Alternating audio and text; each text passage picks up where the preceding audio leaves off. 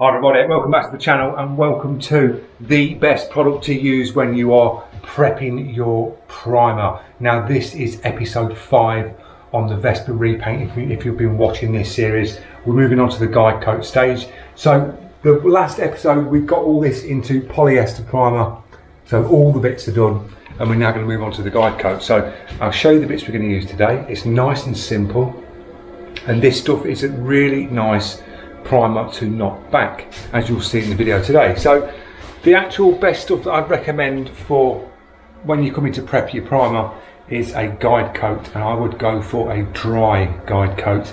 You can get the ones in the aerosol can, but the dry powder version will last you a hell of a lot longer. It really will. I've had this for, it must be getting on over, coming up probably in 2 years, and I've still got loads left. Yes, I'm not sort of doing primer work every single day, but I just know this has lasted a long time in them 2 years. So what this does is, when you've primered your panels in your high build or your polyester, you leave that to dry and you will get a sort of orange peel over, because you're putting primers down really thick with a big tipped spray gun. You're getting that build. You're not aiming for a finish, like a flat finish. You're aiming to get this product on to build up, to fill any of the imperfections in the panel.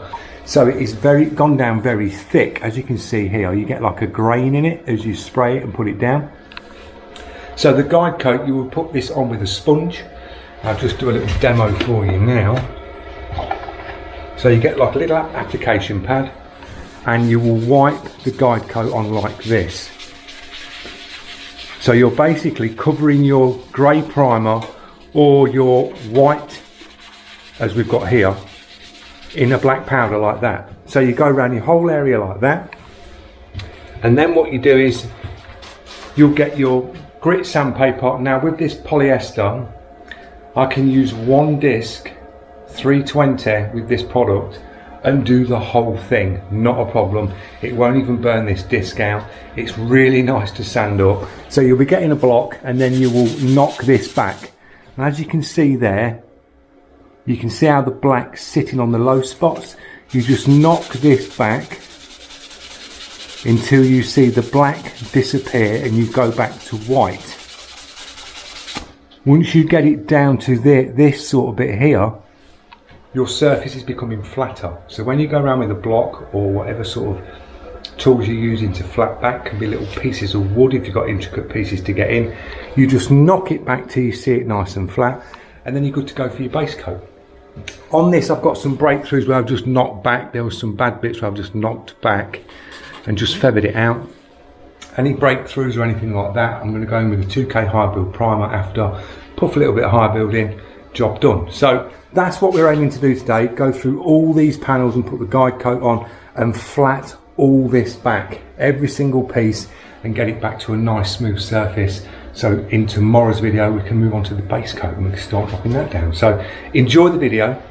The products we're using today is a 320 disc. We've got a couple of blocks, nothing fancy. I've got one of them blocks, we've all seen these blocks before, nice and simple. I've got a foam sanding sponge that I can hold the DA disc to, so if there's any like contoured type bits, I just hold this nice and light and sand back. I'll be going around with a 2.5 inch, well 2 inch painter's brush and just literally brushing off any powder that I've sanded and just brush it down. Saves blowing it so it's everywhere. Always use a dust mask, so we've got a dust mask, or respirator mask if you've got one of the rest, you can use them so you're not breathing in all the dust, and just stick some music on it and enjoy. This is like the enjoyable part. Well, it is with this product. I enjoy doing the flatting back on this with this product because it's nice and easy. I find this polyester, it just flats back so much easier than 2K high build. You can just glide over this stuff and it just comes up really, really nice. So enjoy the video. I'll stick you on at the time lapse and I'll see you at the end. Cheers guys.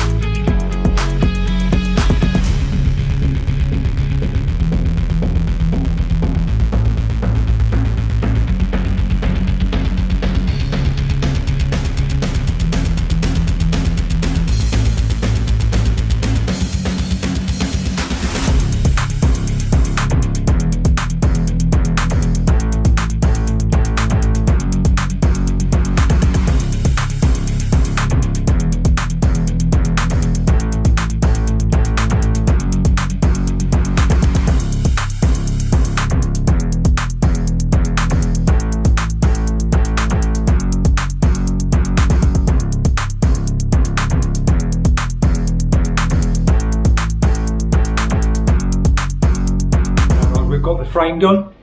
Frames took about an hour and a half, probably 2 hours, all by hand with blocks and foam sanding, foam sort of pads with DA discs attached, and just sort of working around it. Now you can see where I've done little breakthroughs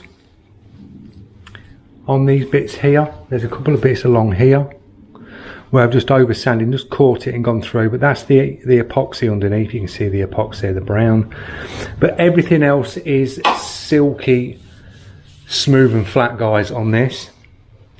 The ripply bits in these, I've followed the contours of wherever these bumps and go in, because you've got all your different screw holes in here that hold the runners down, and when they get over tightened and tightened through their life, they ripple the panel, plus weight when you're standing on it, they ripple the panel. And as I said in the start, to get this flat you would be building the filler up past this lip here up. I've kept all like the original pressings in, because that's what the customer wanted. Didn't want everything filling out, so it shows you the original pressings where they go on the actual bike, so they've still got all them in, which makes it look a little bit more original. We've got the press bits here, some here, there's some in here, and these are where they've like pressed together. The two pieces of steel, you get the ones down here as well. So everything's sort of looking as an original as we can keep it, but taking the big dinks out where there was some big dinks and stuff, and bits just needed a sort of like a skimmer filler. We've done that and filled them. So the next stage on this is to mix some 2K high build primer up, and we'll just puff a little bit of primer in over these bits where it's slightly broke through. That will seal off. I can leave that overnight for tomorrow's video, and then we can just come in 320, feather them bits out, blow it down, tack rag it and give it a good clean, and this will be good for base coat. So we've got to do the same, exactly the same process as I've done on this to these panels here. If there's any bits, if there's any deep dinks that I need to sort out, I can filler on top of the poly now and then go 2K high build primer over the top of that. So you don't got to worry about if you've left some dinks out, you need to fill them, because if you've gone poly, you can fill over poly and work your way up. If you need dolphin glaze putting on something like that, not a problem. So we'll move on to these bits, and then we can get all sort of ready for tomorrow. So I'll see you in the next time lapse.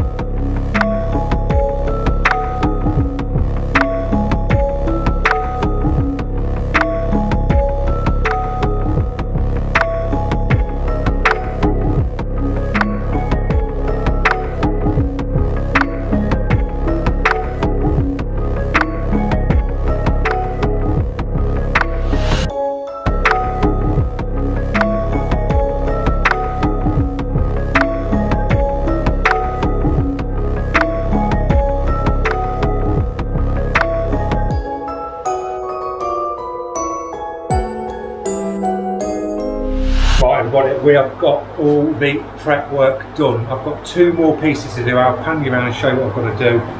I didn't capture everything on the guide coating stage in the time lapses you got so far, and I just sort of carried on because you can only watch so much of that. But we've got all the bits complete now. The next stage on sort of these bits, the frame, is to go over with some 2K high build and just puff in over any little breakthroughs. I'm just going to go over and pull a bit of 2K high build in the spots where we need it. That will seal that down, and then tomorrow we can flat back them pieces. I've got a little bit of filler work to do on the front mudguard there, and there's a teeny bit on the rear side panel that side. Get them 2 bits sorted, flat them back, 2K high build again, leave it overnight, and then we can move on to the tomorrow's stage where we'll just feather these bits of the eye build out, and then we can start moving on to the base coat, getting all this into base coat. So the next time lapse will be a little bit of sanding, 2K priming, and I'll see you at the end.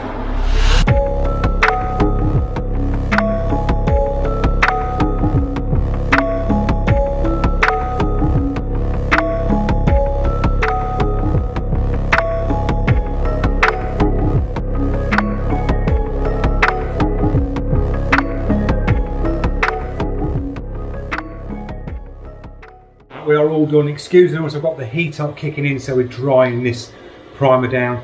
Gone in with a 2K high build, just dropped a little bit over the rear here, a little bit in here. We've got a little bit of sag of the 2K high build, it doesn't matter. That'll flat out tomorrow. A little bit round here. A couple of spots where it's sort of like rubbed through, just needed touching over. Same with this rear fender, a little bit on there, teeny bit on the toolbox. Just going round touching in bits where I think it just needs that little bit of extra primer and that bit of build. So tomorrow will be the final day of flatting off, and we're going to get this into base coat. So I'll come in tomorrow, guide coat like I did today over the patches that I've done, and we'll just feather them in, blow it all down, clean it up, clean all the studio out. This will all be gutted, and all the floor, because you can see the dirt from this, all this will be cleaned, repapered, blown out, and then we can start moving on to the base coat. So I hope you've enjoyed the video on the guide coating. It is a process that you have to do, and it really works, guys. It's just that visual aid, helps you when you are flatting back and blocking out your primer work. So thanks for watching again, and I'll see you in the next one. Cheers.